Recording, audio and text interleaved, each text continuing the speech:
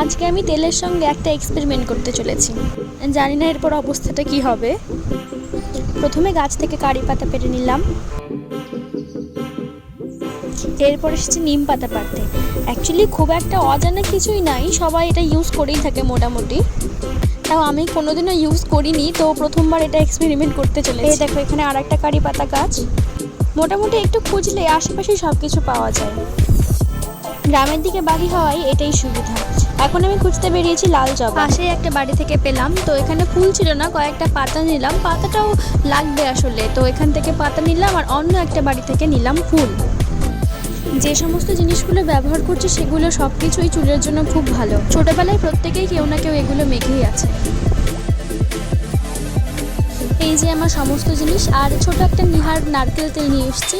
যে কোনো নারকেল তেলই নেওয়া যায়, তো আমি সব থেকে ছোটোটা নিয়ে এসেছি, কারণ আমার চুলের ওপরে এবার এক্সপেরিমেন্ট হতে চলেছে।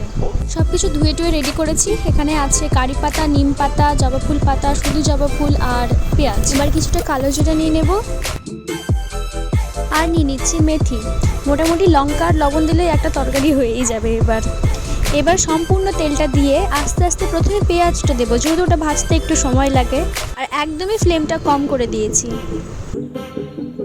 এরপর একে একে সমস্ত জিনিস দিয়ে দিলাম। দেওয়ার পর তেলটাকে ভালো করে ফোটাতে হবে। যখন তেলটা লাল হয়ে যাবে তার মানে এটি হয়ে গেছে। এখন এটাকে ঠান্ডা করে তারপর একটা পরিষ্কার কাপড় দিয়ে ছেঁকে বোতলে ভরে নিলেই ব্যাস রেডি। তারপরে আমি জানি না এরপরে আমার সাথে কি হতে চলেছে। যদি এটা কাজে আসে তাহলে আমি অবশ্যই জানাবো, তোমরা নিজেও ট্রাই করতে পারো।